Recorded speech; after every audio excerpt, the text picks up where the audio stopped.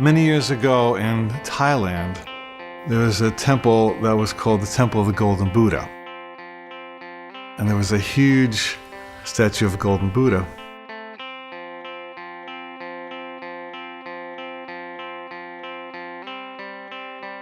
And word came to this village where the monastery was that an army from a neighboring country was about to invade. And they got the brilliant scheme to cover the Golden Buddha, which is quite large, with mud and concrete so that it looked basically like a stone Buddha, and the army would perceive no value in it.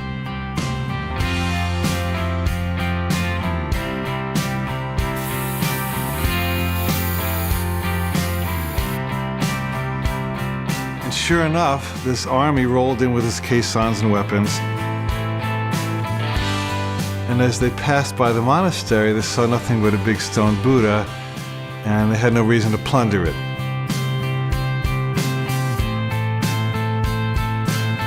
Well, years went by because the army continued to occupy it, until there was a time in the monastery in the village when no one remembered that the Buddha was golden, until one day a young monk was sitting on the Buddha meditating on his knee. And as he got up, a little piece of concrete happened to crack off, and he saw something shiny. He realized there was gold under there. And so he ran to his fellow monks and said, "The Buddha's golden, the Buddha's golden." They all came out and they realized he was telling the truth, and they took their picks and hammers, and eventually they unearthed the golden Buddha.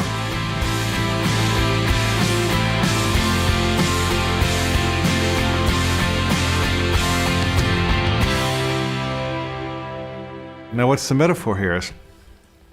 The metaphor is that each of us is golden by nature. We were born golden, we were born high, we were born knowing, we were born connected to our bliss, we were born knowing truth, we were born knowing everything that every great spiritual master has ever said. We were one with the Christ, the Buddha, everyone. But then we went to school and they said you have to dress like this, and this is what boys do, and this is what girls do, this is what black people do, this is what white people do, on and on and on. And so we developed a casing of stone over the Buddha, to a point where at a young age, maybe 4, 5, 6, or 7, we believed that we were the stone Buddha, not the golden one. And then something comes along that cracks our casing. Maybe it's an injury, a divorce, a financial setback, a governmental change, something that really scares us and bugs us and knocks off a piece of our armor. And only in that moment of the armor being knocked off do you get to look inside and see the gold. And let me tell you, friend, that the moment you see that gold, the armor and the concrete will never satisfy you again. At that point, you truly enter the true hero's adventure, and all you want to do for the rest of your life is pick away the stone, because the gold is so much more fun.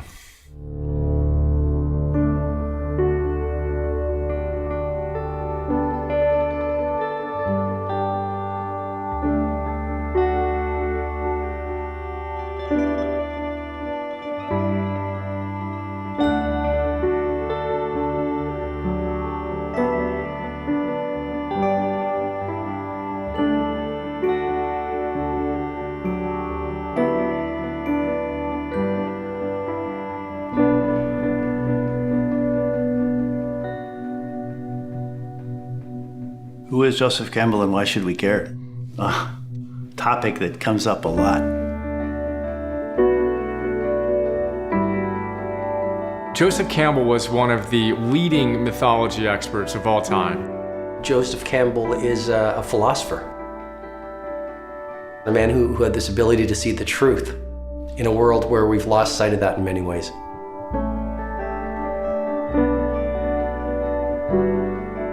He studied all of these classical myth traditions, and he actually started by studying Native American mythology. He fell in love with it when he was a kid. This was his bliss.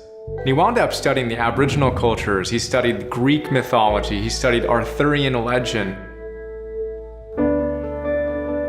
He dissected and really diagrammed all of our stories. He compared the philosophies, the mythic stories of the whole world. All myths, all movies, all novels, all romances. And he find this one story within all the stories that we can relate to no matter where you come from. he recognized that in spite of all the different stories we seem to be telling, there's really only one. And he called it the hero's journey.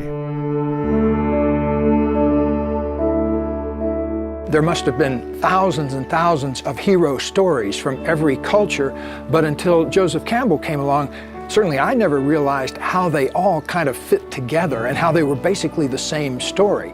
I was a religion major in college. I was taking my final exam, and I had a moment where I was just gobsmacked. It's just like, holy crap, it's all the same thing. I mean, it is really all the same thing. The hero's journey is a pattern. You can almost think of it as an algorithm that has three basic parts: separation, initiation, and return. Separation. You are in one kind of a reality, in one kind of a place, you are separated from it. Initiation. You're put into another place where you are in some manner initiated. Return. You come back.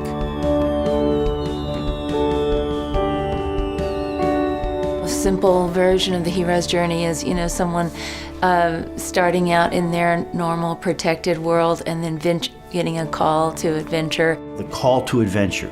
There's a vision, there's a quest. It's the story of the hero enduring some trials. Various trials and ordeals. Meeting different obstacles along the way, people that hurt you, people that help you. Doors will open, as Campbell would say, for you where there are no doors for others.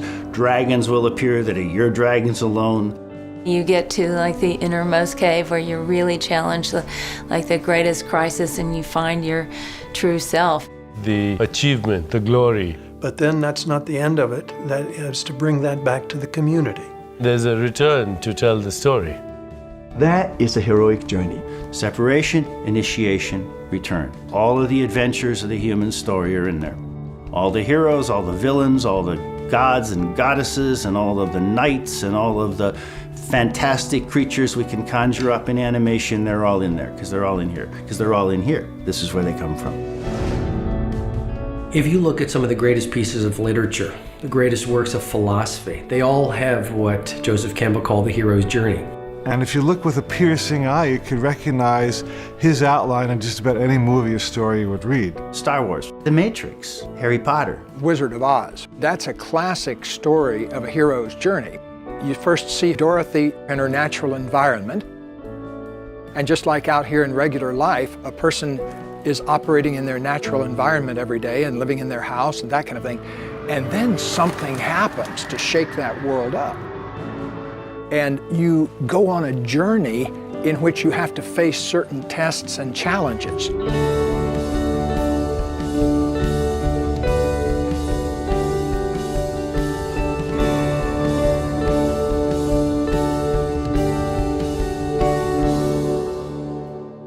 Storytelling is typically about people learning something. You go to a place which is dark and mysterious.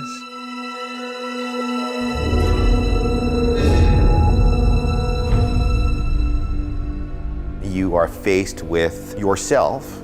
There is a relationship between facing fear and this kind of soul gain. You acquire a quality, a hidden strength, a value. Moments where somebody is tested, somebody moves to a place where it feels like a crisis point, and then they are restored, redeemed, made better through that trial. And we call them heroes.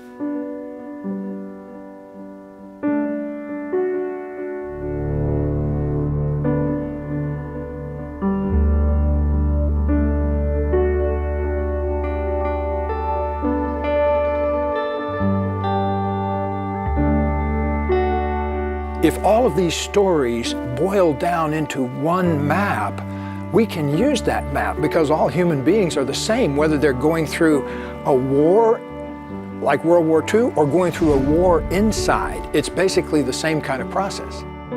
In other words, we're not separate from the characters we see in our movies and in our novels. They are us. It's one journey.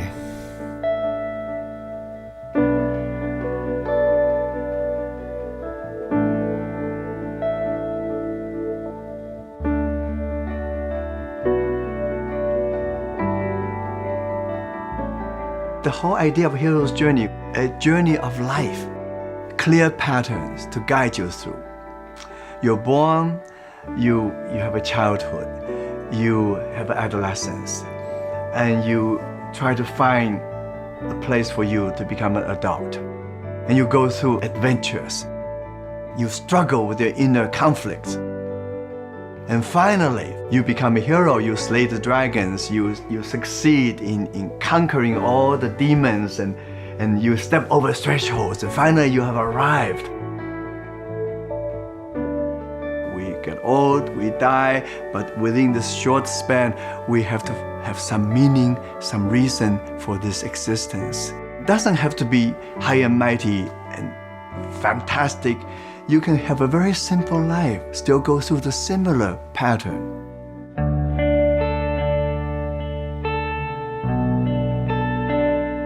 We go out and we watch a great hero's journey movie. It's that impulse within us, that seed of potential that wants to be actualized, that's being talked to during those movies and being whispered to, it's time for you to do that. That's the story here. That's what it's all about. There's wonderful narrative iconography for how to live life. The idea that try hard you get, the little engine that could, I think I can, I think I can, I think I can, I can. This idea that we really can do better, be better, that our greatest selves are still hidden, and that the future is the prospect of coming to terms with that self.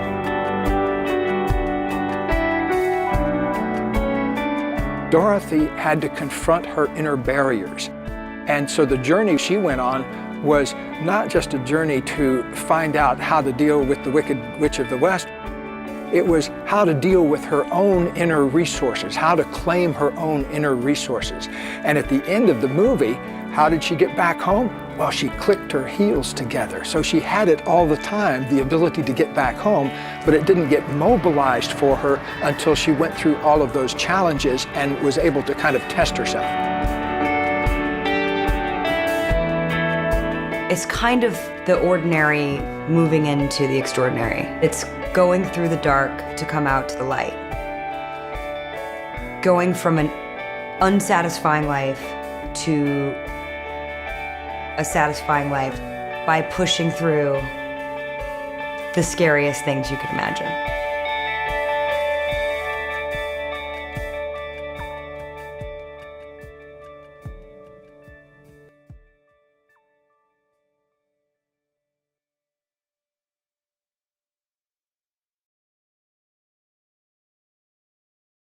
The most important thing that the myths teach us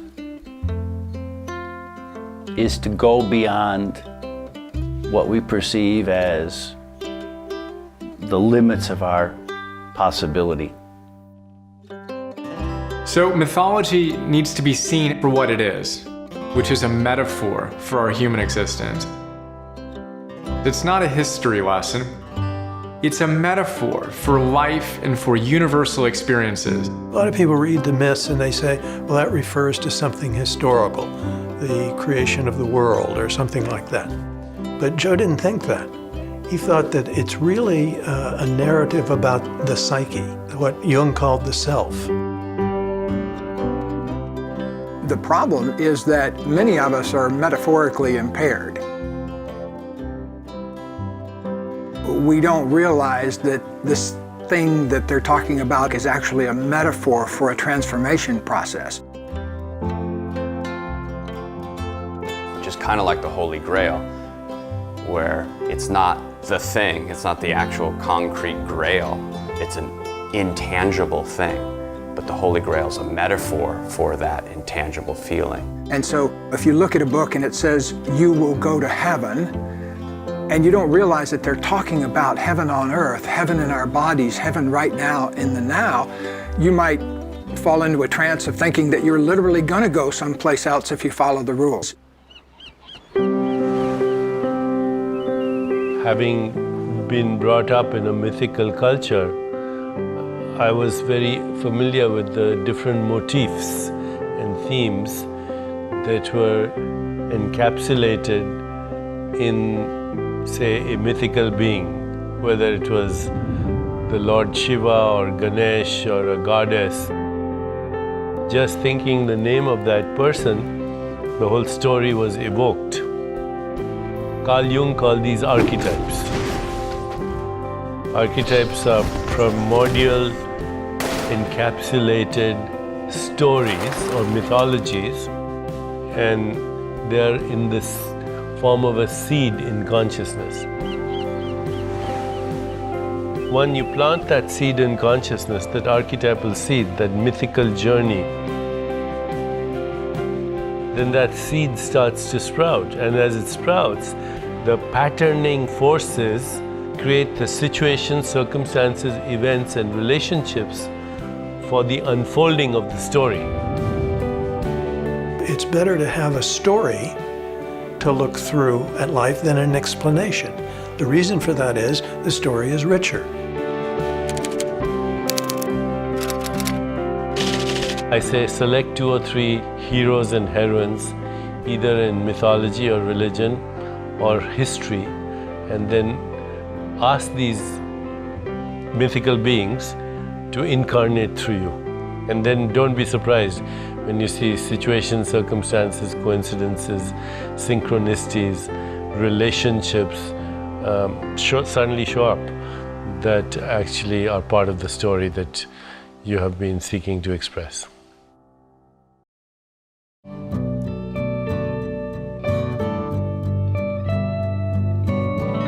Once upon a time in the forest, there was this little tiger cub amongst a flock of sheep. And he ate grass, and he wandered around with the sheep.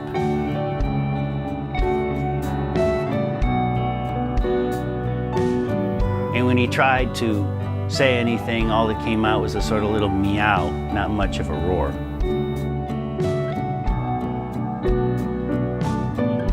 And one day, through the forest comes a large male tiger. And he's just about to pounce on the sheep, and he sees this tiger cub. And he says, "What are you doing here?" And the tiger cub goes, "Bah." Picks the tiger cub up by the scruff of the neck, and he carries him over to a pond, and he puts his face over, and he says, "Look, see that face? You're not a sheep, you're a tiger." The male tiger says, "Okay, we need to do something." And he slays a sheep, and he grabs a big hunk of raw meat, and he shoves it in the little tiger's mouth.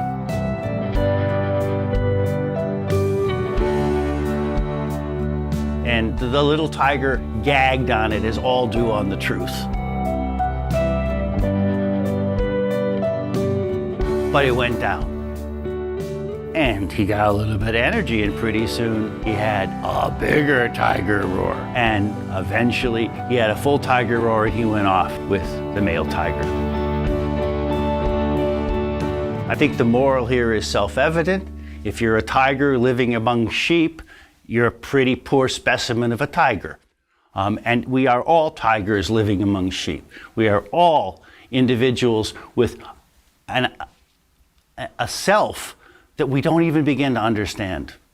And unfortunately, if you can open the metaphor out, the food we get from the culture around us is maybe food for sheep. It's not food for tigers.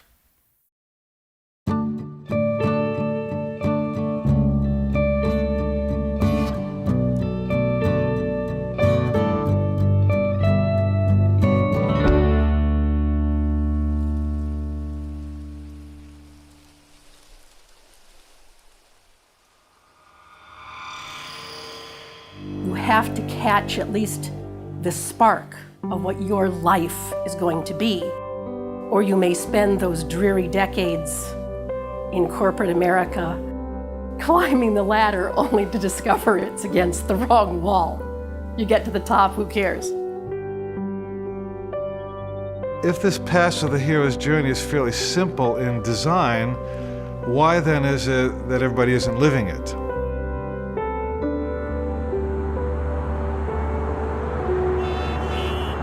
Well, the answer is that most people on the planet live under a kind of a mass hypnosis.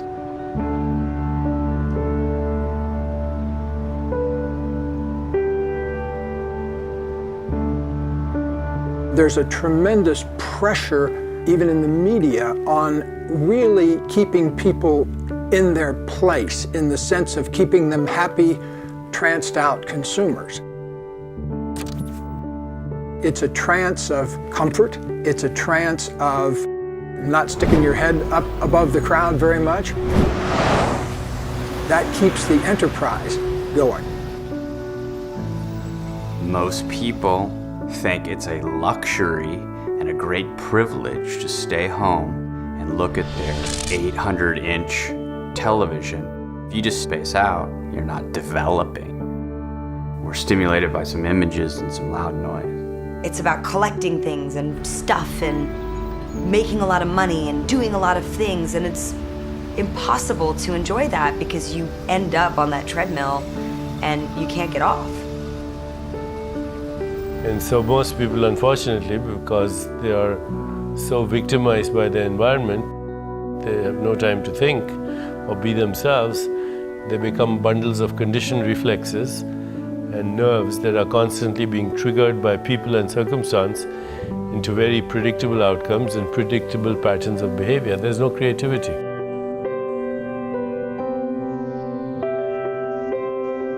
That's the trance, that's the wasteland, where we're just guided toward this weird sense of what's real in our lives. And those ideas that are imposed on us from the outside about what we should and should not do. It usually starts out with something like, you shouldn't talk to that person because they're from a different tribe. You certainly shouldn't marry that person. You should go to this school, you should have a certain type of car, you should live in a certain type of house, you should have a certain number of kids by this type of age. Should. What I experienced in my own life was I gotta have the degree from this university, I've gotta have this advanced degree from this university, preferably either a law degree or a medical degree or something to that effect. Some letters after my name, which would say that I have a stamp of credibility. I can go out and make my 6 figures and society can kind of deem me worthy. I have countless examples of young people who go to college because they're expected to go to college, and they study biology because since the time they were 6, they were supposed to be a doctor. It's very difficult for a person who's brought up in this environment of instant gratification, with the media, with advertising, with all the promises of instant gratification by buying something, for example, or having a certain level of affluence, that you lose contact with this mythical domain, which is actually part of your soul. It's there in everyone. It's their passion, it's their bliss, it's their unique skills, it's their unique ways of expressing themselves, is their song, which if they sing, they could do anything.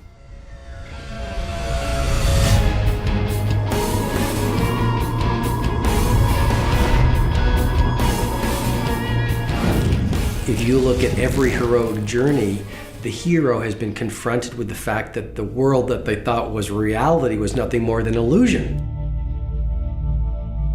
I go back to the Matrix, which is, what was the Matrix? It was just this big illusion. It was the dominant values and beliefs that the world had put around this guy, Neo, the seeker on the hero's journey. And what did he do? He felt this longing to go beyond the illusion, to go beyond the Matrix. So he took the red pill and he woke up to reality. And what was reality? Reality was he was full of potential.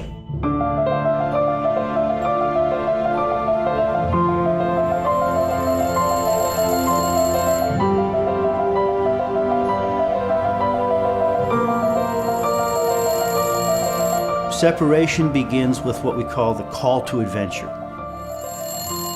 Campbell tells us there's literally almost a phone ringing. It's like the universe, the divine God, whatever you want to call it, literally dialing you up and ringing and giving you a call, asking you to step out and to live your journey. Something breaks into your quotidian reality and makes it impossible for you to continue. Well, you could hang up the phone, you can run away. But it'll keep coming back until you finally answer the call.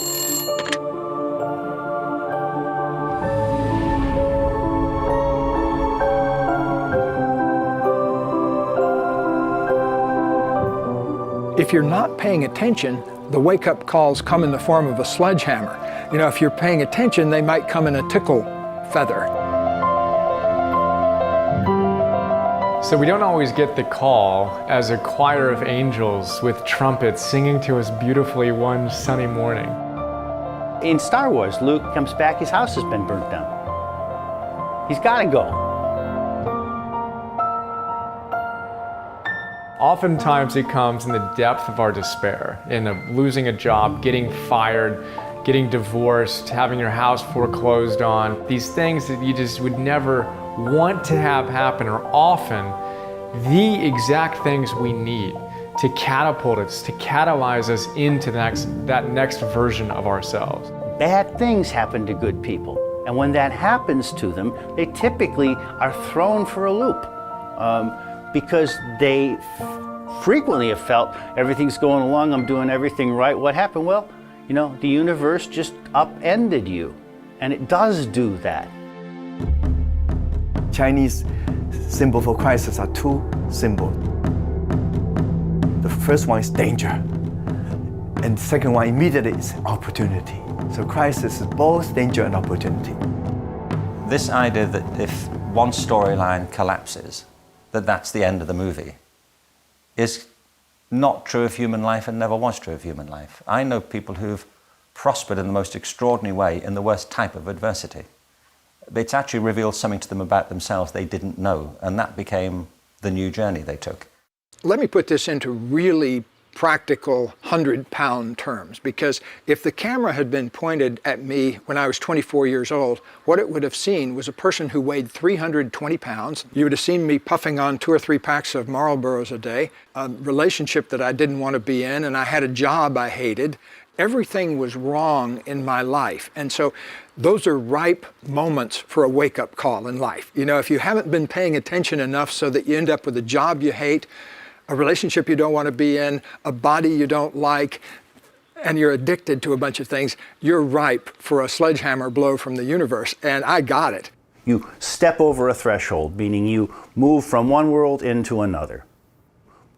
Sometimes you're shoved from one world into the other. I went out for a walk, and I stepped on the ice on the road, and my feet shot out from under me, and I smacked my back of my head on the ground, frozen ground, and it knocked me out just enough. I wasn't completely unconscious, but I had a vision while I was semi-knocked out.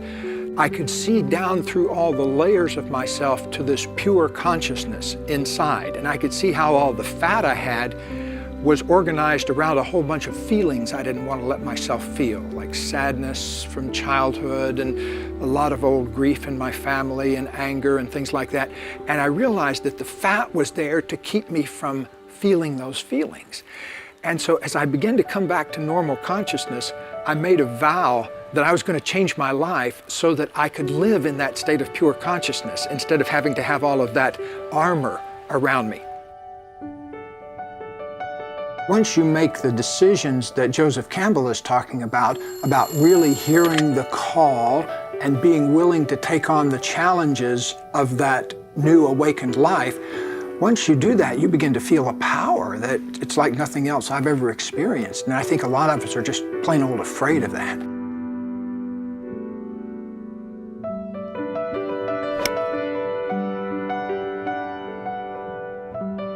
I tend to think that people wake up to the fact that they're the hero of their own life when they get tired of being the victim of their own life. At the point that that you say enough, I don't want to listen to my parents anymore. I have had it with my boss. I'm really having problems perhaps with the sermon I'm being taught. You can either surrender to victimhood, and a lot of people do, or you can surrender to a fundamentalism. You can basically give your responsibility to someone else and say, tell me what to do and I'll do it. Or you can say, I have a choice here and I'm responsible. Now, what does it mean to be the hero of your own life? It means to be responsible for your own adventure.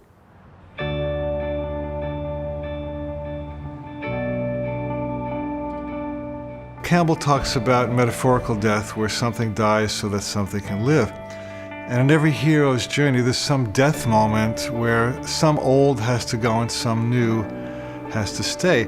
He quotes Nietzsche, and he says that the snake that cannot shed its skin must perish.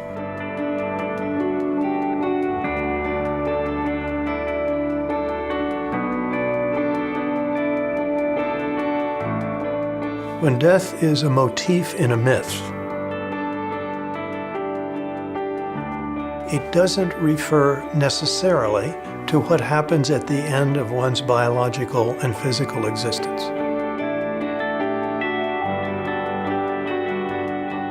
It's an indication that change is taking place.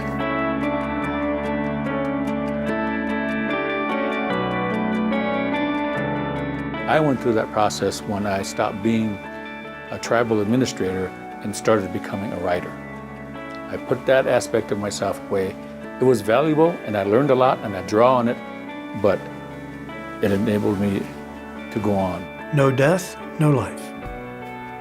No death, no transformation. No death, no change. I said, okay, I don't want that anymore. I want this. I put that away, made myself into something else. In essence, resurrected into being a writer.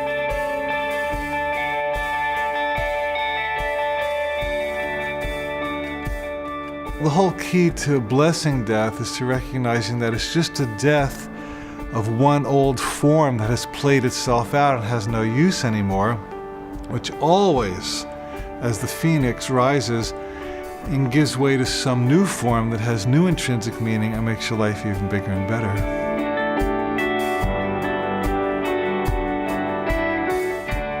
If you want to have new birth, new revelation, new insight into life as you grow as a human being, you will learn to keep dying.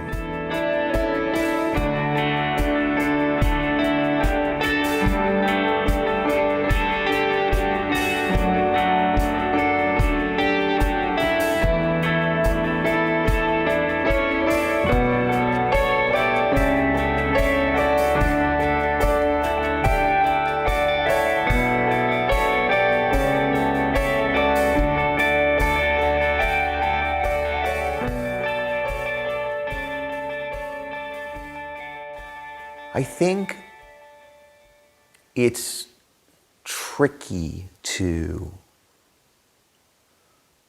afford a proof. I think there are proofs in our lives. I think the proofs exist in our ability to transcend the worst things that have happened to us. My proof is I was abused as a little boy, and not something I chat about typically, but in this context, it was the worst thing ever, you know, and it went on for a very long time, and I was very young. And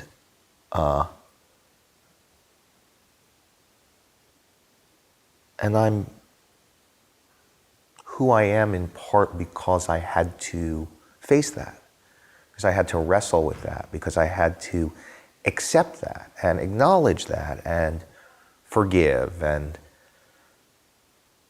all the terribly difficult things that come with that. I had to tell my parents. I had to, you know, it's this, you know, and by the way, it's one of these things that you work with for the rest of your life. But from that most difficult thing also came a kind of understanding. I get high marks on compassion. I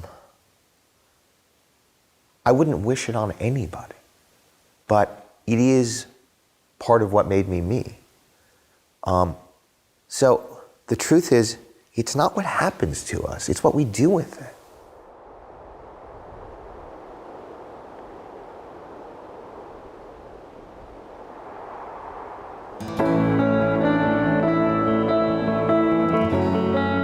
The forest represents the darkness, the unknown, the edge of your world. And it takes the courage of a hero to go into that forest. The people in your community don't understand why you want to go into that forest. And in fact, they're pulling you back, asking you, why can't you be happy with what you have here? But there's this urge that exists within the hero to go and explore. Joseph often used the Knights of the Round Table when they behold the golden chalice. There's a story with King Arthur and his knights. After the knights have seen the Grail and decide to go forward on a quest, they made a vow. They decided that the knightly thing to do, the noble thing to do as individuals seeking their own in the collective, was to go in to the forest at their own points. each knight enters the forest where it was darkest and there was no path. They cannot follow other people. They have to go in, find their own entry into the dark forest. And Campbell makes it really clear. If you go into the forest where there's already a trail, that's the one sure sign that you're not on your path. Because if they follow somebody else's entry, it's somebody else's path. That's not going into the forest. That's not initiation. You need to find your own path, and that kind of comes from that impulse within to go out and really discover who you are beyond just the narrow confines of how you've been conditioned, what you've been told to do, and go out and explore for yourself what your truth is and how you can go out and rock it.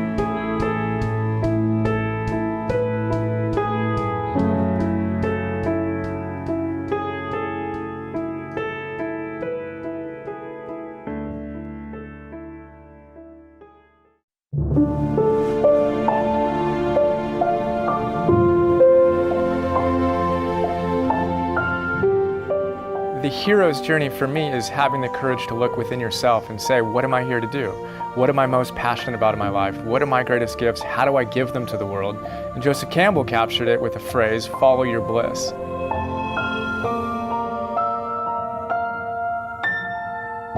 Follow your bliss. I don't think more profound teachings have ever been given than this one. Follow your bliss means listening to your heart and following your truth. There's something specific about the word bliss. It's not ecstasy. It's not happiness. There's a serenity in bliss. I like to talk about your bliss as the thing you can't not do. So it's your authentic journey. I'd heard follow your bliss, but I didn't know where it came from. And what's cool is that it's grounded in deep Hindu spirituality and philosophy, and it comes from the Upanishads. There were 3 launching points into enlightenment: Sat, Chit, and Ananda.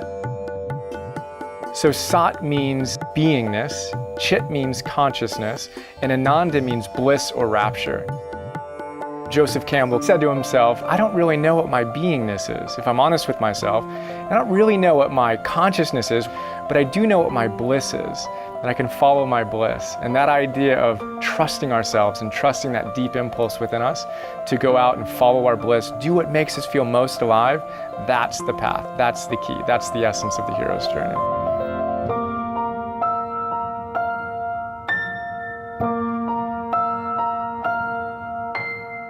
Follow your bliss does not mean get addicted to pleasure.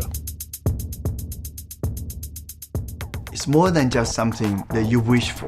It doesn't mean escapism. It doesn't mean hedonism. It doesn't mean selfishness.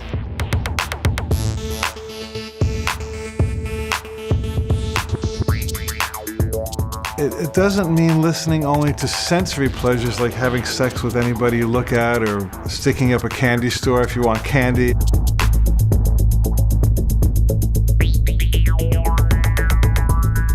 Don't follow what other people think is your bliss. Don't follow your wallet. Follow the thing that's presenting itself as your your most serene and fulfilling state. Sometimes it's difficult to let go of that inner resistor and just say, okay, I accept the possibilities of the present. I will follow my bliss. I will listen to the call of spirit. That's a very big deal.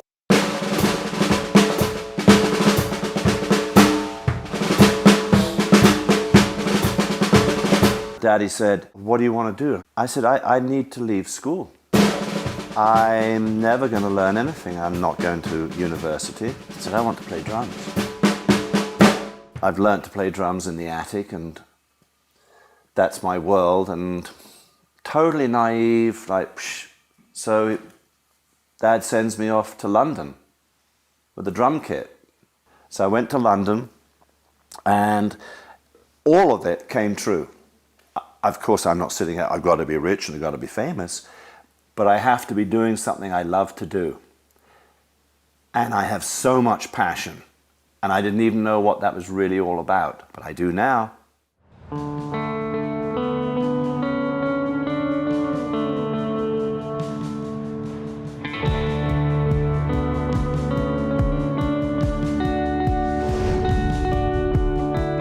How do we find our bliss? This is what everybody is asking.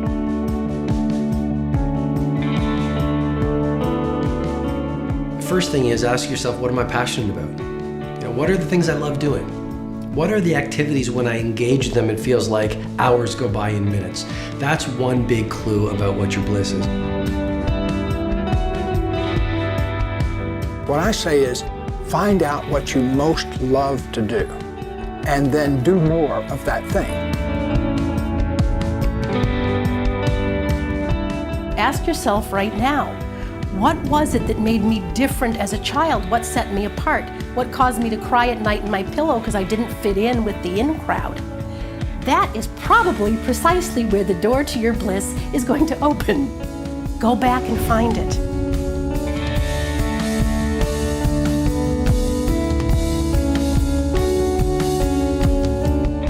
Let's say you never had to think about money, and you never had to think about time.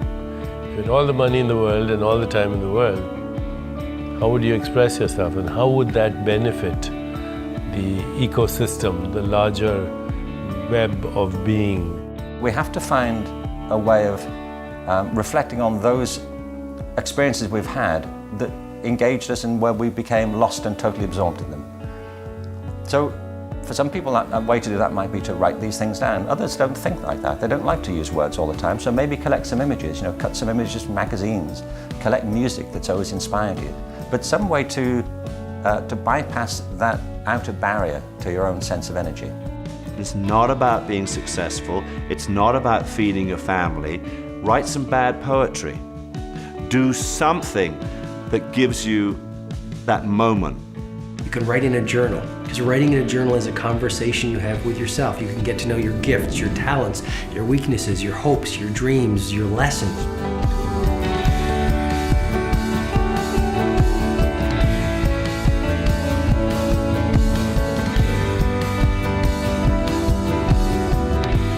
Joseph Campbell always gave the same advice to his students graduating Sarah Lawrence.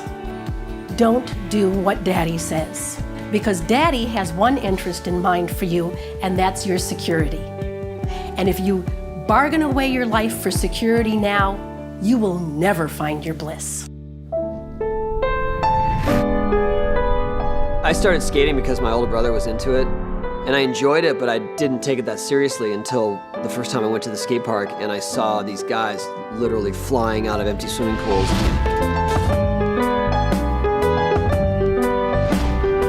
I got so excited that that was even possible as a person to be, to be flying in the air with a skateboard in your hand. Once I saw what was possible and what you could do with this thing that I had come to enjoy, I had to keep going. I mean, I just wanted to fly.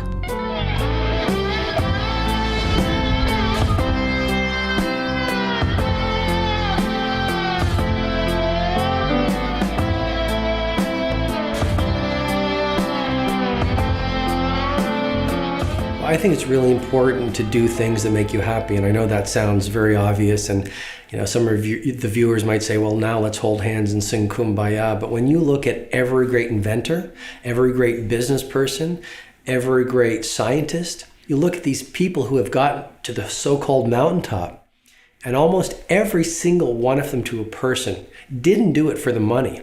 They did it because they were chasing their bliss. If you're following your dream and you're doing what you love, it's not always going to be a financial success, but it will be a personal success because you are still doing this thing that you love doing, and what's more important.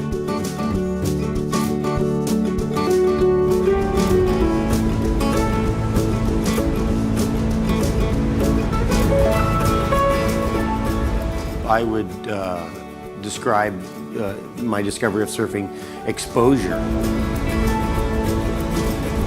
I was just watching surfers and watching what they were doing and what surfing was all about and the routes that they were taking and the ways they were doing it. I think I knew subconsciously before I knew consciously. I think I knew that I was going to do something in surfing. I knew that surfing was going to be a big part of my life, so I wanted to absorb all the information I could.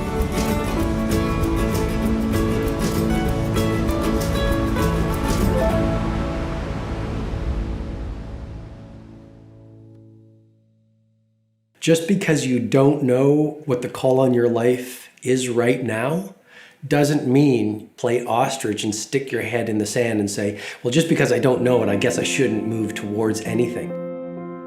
The very fact that you're looking for your bliss means that you're in the process of getting to your bliss. I mean, part of life and part of the whole journey is exploration.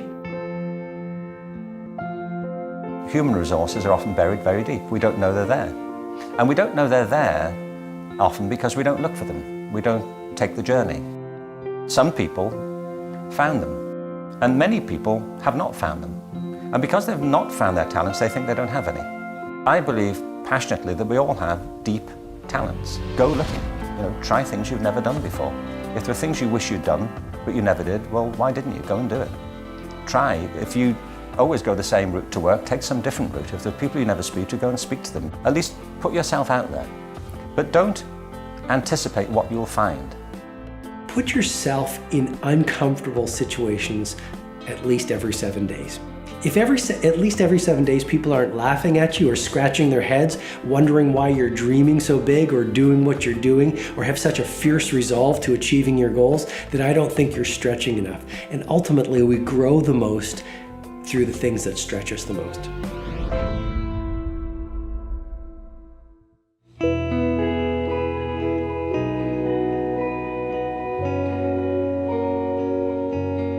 My personal journey, I was bright enough, I got into the best university, but a part of me need the journey. I was interested in the West. So I jumped at the next opportunity to get a scholarship and then get on the boat and my slow boat to the West. It took 14 days. I landed in Portland, Oregon, and to be a foreign student, I stretched myself. I arrived, I know very little English. I go to a class called English for Foreign Students. I learn English, and I embrace the Western culture. I stretch myself. So suddenly I see a part of me which I never knew was there.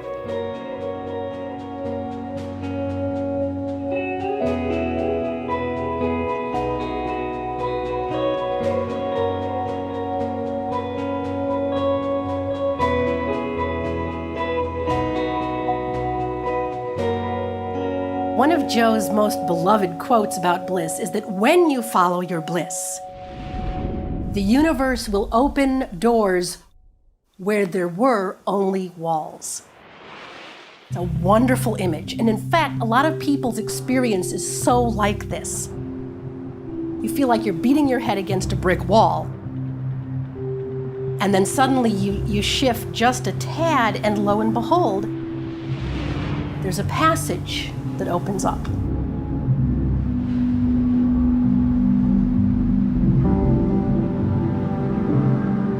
When you truly step forth and trust your bliss, unseen forces have the power to rearrange things to accommodate your step of faith.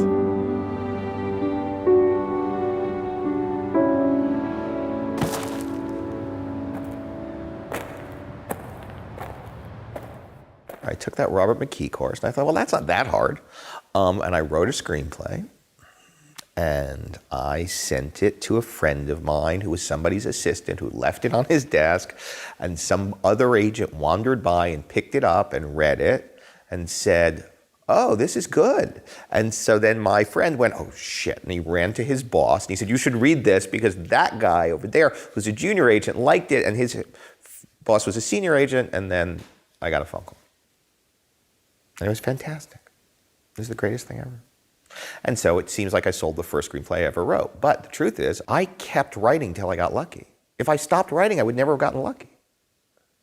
There was no luck coming to my house going, hey, here's a book deal. Hey, we want to buy that screenplay that you haven't written. You know, you just keep doing it, and eventually you're likely to get lucky. Why do most people not follow their bliss? One word, fear, right? We're literally overwhelmed by fear, and primarily we're overwhelmed by the fear of what other people will think of us.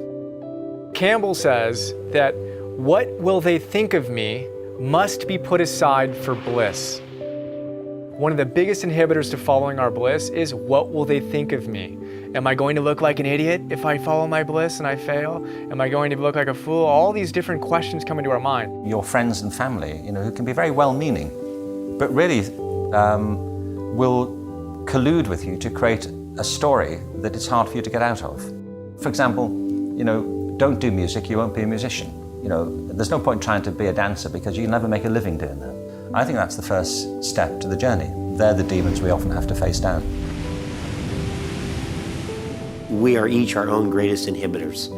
And so people could say, oh yeah, this guy's holding me back, or this situation, but really you're holding yourself back. You're deciding, hey, I don't want to look bad in front of those guys, or I don't want those guys to say some bad things about me, so I'm not going to do that. Who made that decision? You. I'm not going to do that. It means you've decided.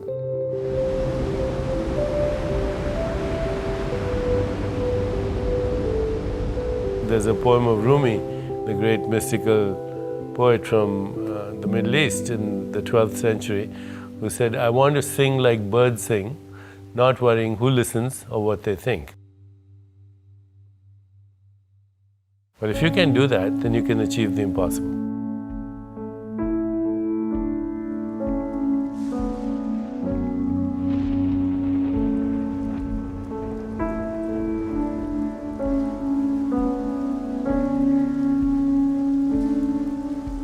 For me, one of the most formative times, the first probably most formative time, was when I dropped out of law school.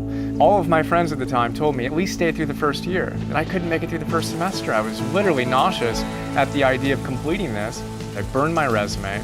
I had no desire to live within the corporate world in any sense. And in the same 24-hour period of time, ended my relationship of 5 years and dropped out of law school.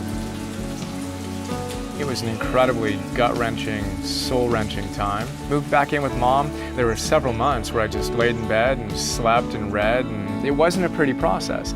But the only thing I knew I wanted to do was to coach a Little League baseball team. The little bit of instinct that I had, the little bit of bliss I had in my life at that time was to work with these kids. And I had no idea what would come out of it. And then 3-6 months later, I had an idea that, wow, there's an amazing opportunity to serve families in sports. The internet was just getting going. This was 1998, and I had a vision of what I could do to serve these families and created a company that there's no way I could have imagined when I dropped out of law school. No possible way. But as it turns out, I started this business. We won the business plan competition at UCLA. We raised $5 million. I hired the CEO of Adidas to be our CEO, and we hired the law firm that I would have wanted to work for before I graduated from law school. So just this beautiful, sense of this is it. This is what happens when we follow our bliss. Magical things happen that we couldn't have imagined when we're going through the tough point of making the decision to take the leap, to go for it, and to make the difference in our life.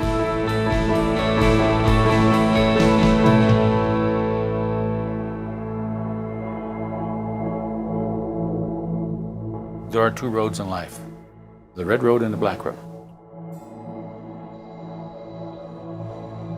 The red road is the tough road because it's narrow, it's winding, it's full of storms, it's full of obstacles. The black road is easy. It's straight and it's wide. doesn't offer any challenges. The storyteller never says, you have to travel this road or you have to travel this road. They end up telling you the story of the red and black road by saying this: the choice is yours. Always the choice is yours.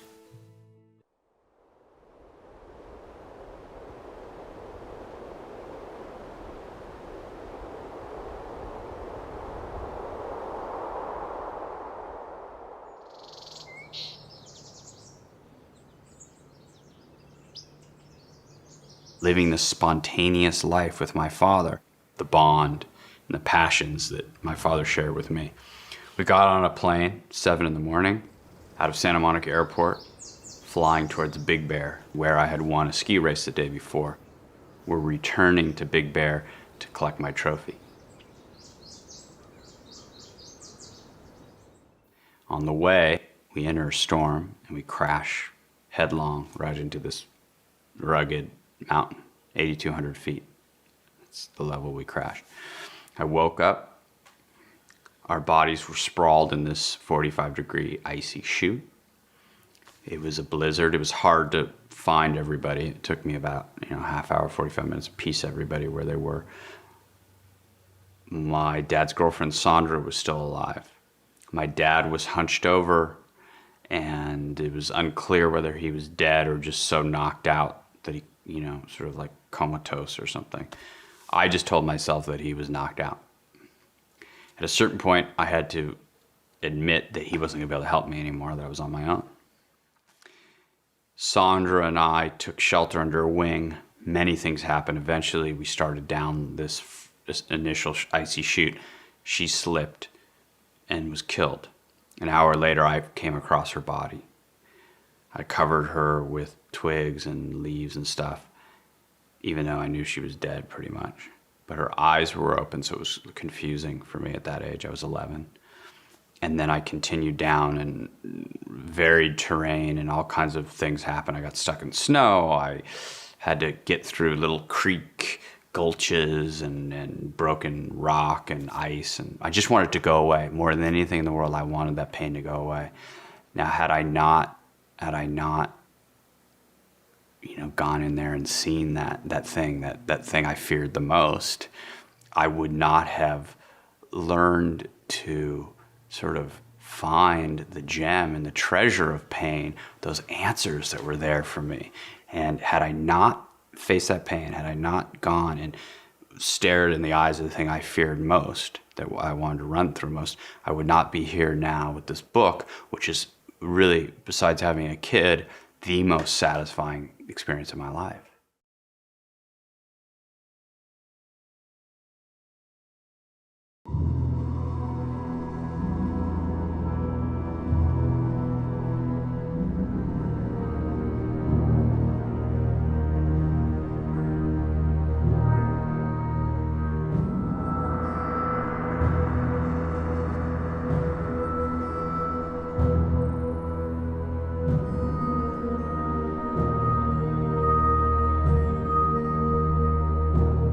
Campbell talks about the fact that when we go on the hero's journey, there's a dragon we must slay.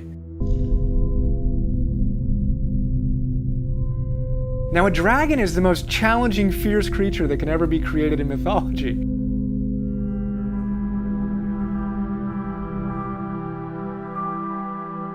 Joe Campbell describes the dragon as being a beast covered with scales, and on every scale it says either thou shalt or thou shalt not.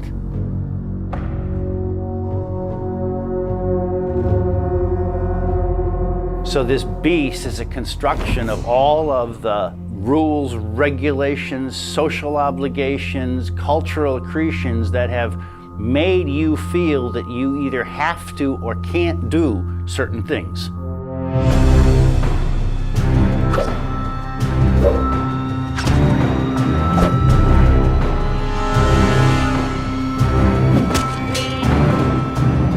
Slaying the dragon, to me, is the most interesting. It's the final moment. It's the time when you are faced with the scariest thing you've been faced with, and you get to take everything you've learned and knock this guy out.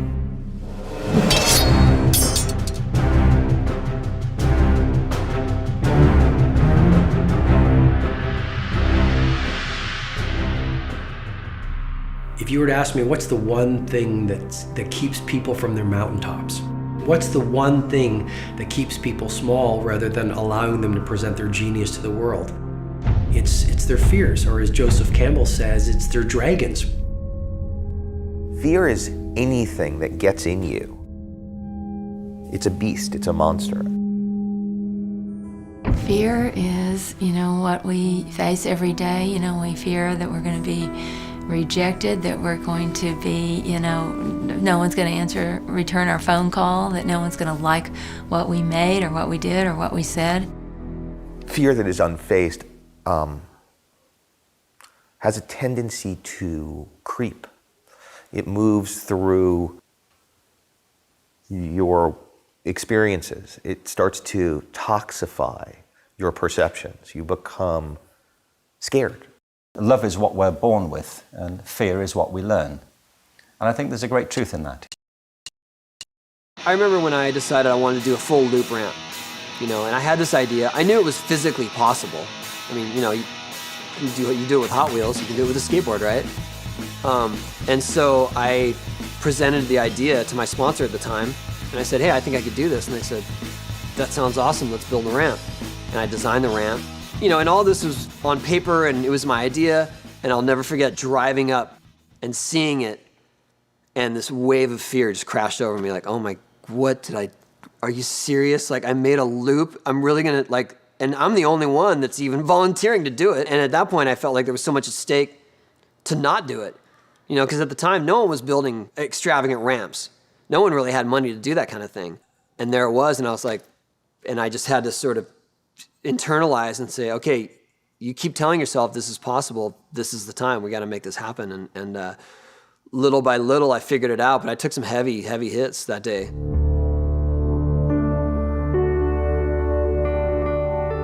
Actually, now we own one for our Huckjam tour that we can do on tour every single night. But that first time, that was just frightening. But I had to really step back and go, okay, you can do this.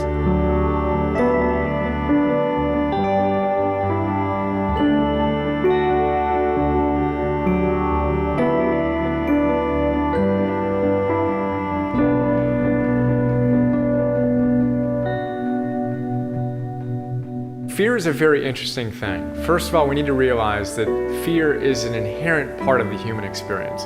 But it's not about getting rid of fear. Where's it going to go? There's nowhere for it to go. The issue is to have courage, to move forward in spite of the fear you feel. The courage is not a lack of fear. The courage is dealing with your fear. Nobody would ever be described as courageous who didn't confront their own fear. That's not courage at all. It's just doing something that you find relatively unchallenging. Courage is when you know what to do and you do it. And lack of courage is when you know what to do and you don't do it. Courage is the ability to get up after you've fallen and try again. Exploring the unknown and trying stuff that maybe people have thought was impossible. It's just like a muscle. If you want to get strong, or you want to run a triathlon or run a marathon or do whatever you want to do physically, you need to train. You need to get stronger. Courage is exactly the same thing. Think of it like courage gym. You've got to consistently go up to your fears and go one step past them, one step past them. And you'll find that your comfort zone expands each time you do that. Things that used to freak you out won't freak you out as much. And now you have the tools. You have the strength, literally, to lift more in your life as you face your fears more and more authentically. There is some power monsters get by being darkened in the closet. And there is some diminishment by facing them head on.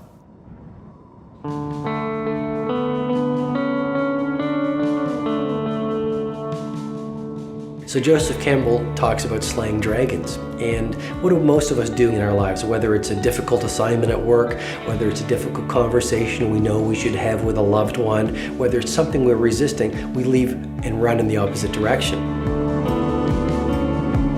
Rather than running away, we should go closer to it, because once we can see our fears, the death of the fear becomes certain. Just do the things that scare you. You know, courage is what comes afterward. It is okay to be scared. That shouldn't stop you.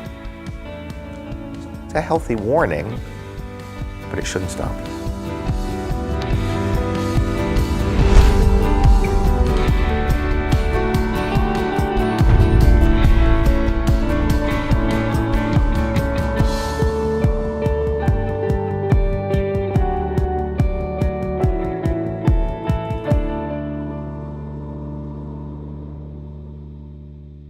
Ogre, dragon that hoards.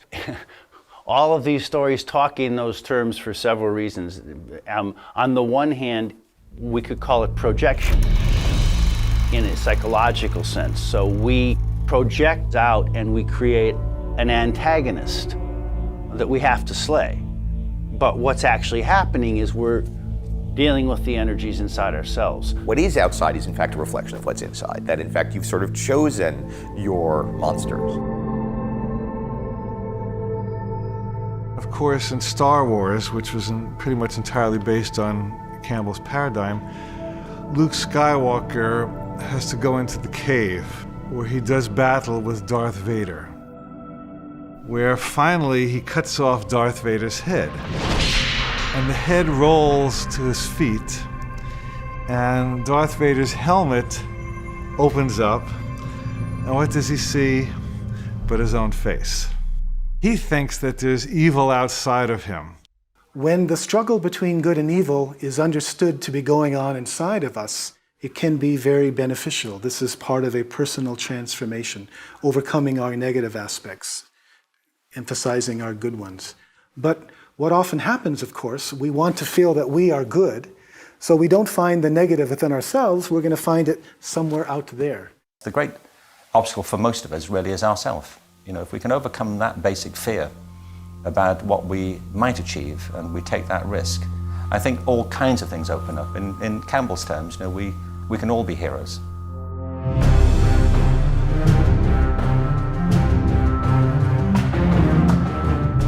The hero encounters these obstacles and flails at them.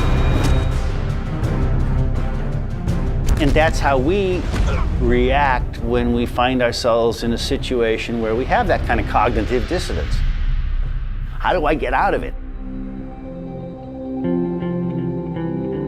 Well, first thing is you have to surrender. You have to stop fighting it.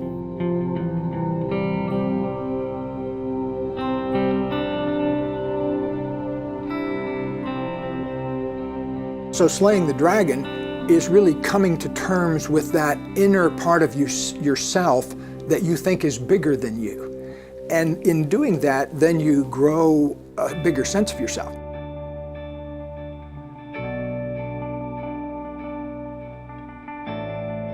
However, I think that it's loving your dragon that's the much more efficient thing to do, and it also feels a lot better.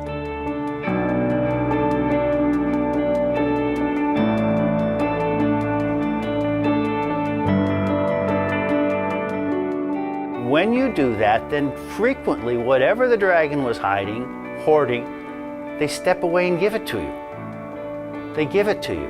Because what are you fighting? You're fighting yourself. When you stop fighting yourself, then you're no longer engaged in the fight and you're open to what might come to you. There's always a gift in battling demons and overcoming them, because that's what our soul's journey is about. It's about facing fear and growing beyond it. And as we overcome our fears, we gain power. If we look at our lives, the best, most rewarding moments have come after a struggle.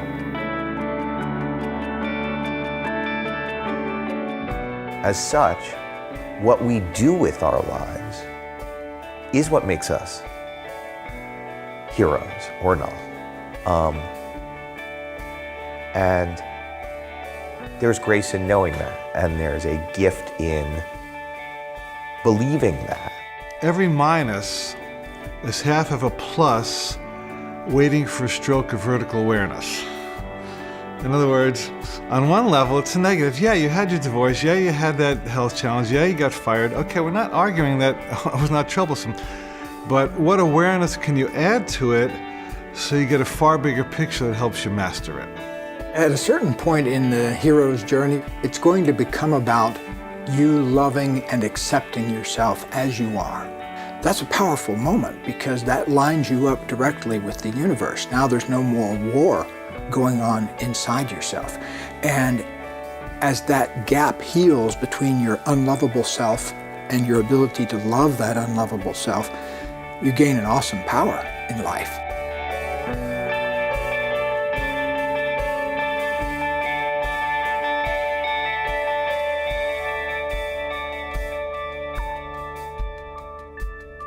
The way we think of time is as linear. I'm born, I'm going to go through these things, and I'm going to die. The hero's journey tells us no. You're going to go here, you're going to have this adventure, and you're going to come back. And guess what? You're going to be right back where you were. Now you're going to go over here and have this adventure, and you come back. You're going to go here, you're going to have this adventure, and you're going to come back. And guess what? You're going to be right back where you were. Now you're going to go over here and have this adventure, and you come back. And guess what? You're right here. What did you bring back? What the hero brings back is a story. Gilgamesh, for example, the Gilgamesh epic. He went out and he looked for the plant of immortality. He went through all kinds of trials with the feminine, with the monster, and so on. But he finally swam to the bottom of the sea and got the plant of immortality. He came up on the shore and put it down. While he was bathing, the serpent came and got the plant of immortality. But he went home to Uruk anyway, and he had this story to tell. For Gilgamesh, there was no concrete, objective thing, widget to give to the community. No gold, no treasure, and so on. The story of getting the treasure is the treasure. And so, the giving of the story is the invitation for other people to make the same journey. That's why it's a circle. It never ends. I love that idea that there's a circle and the circle needs to be closed. And the way to close the circle is to come back, return with something different than you started with, and to share that. And that to me is like a perfect hero's journey. That's the ultimate end to the hero's journey. It's not slaying the dragon, it's not beating the bad guy. It's giving back the essence of that journey. What's life about? How can I make a difference, and who can I make a difference to and for? And then it gets real easy. Hey, can I get a shirt? Oh yeah, here's a shirt. Hey, can I get a board? Yeah, here's a board. Oh, my friend's got an autistic son, he's trying to make a movie and he doesn't have the money. What can we do to finish the movie? Oh, all of a sudden we're doing things that we are gonna do anyway, but then all of a sudden we can make money for him and make him finish the movie. And then all of a sudden it's like, well, let's do that again. That was great.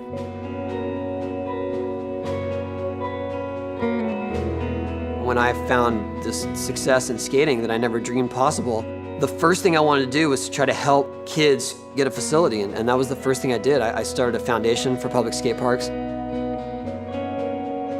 To date, we've helped build about 500 skate parks.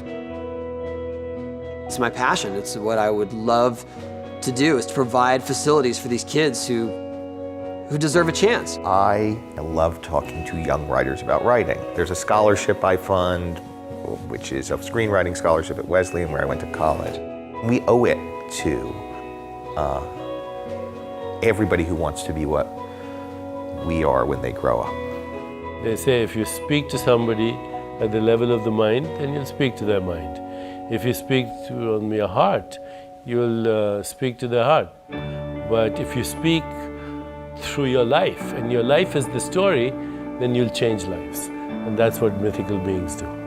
And it's why stories are great, because my story right now, which is also my truth, may have an effect on you.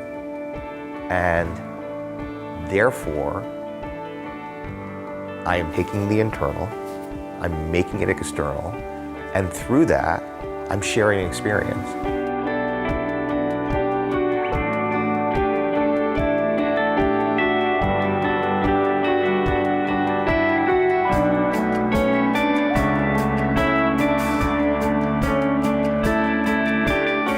No matter how long you get to live, life is ultimately very short.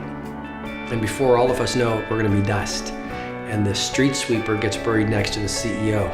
And all that really matters at the end of the day is how big we showed up and how courageous we were.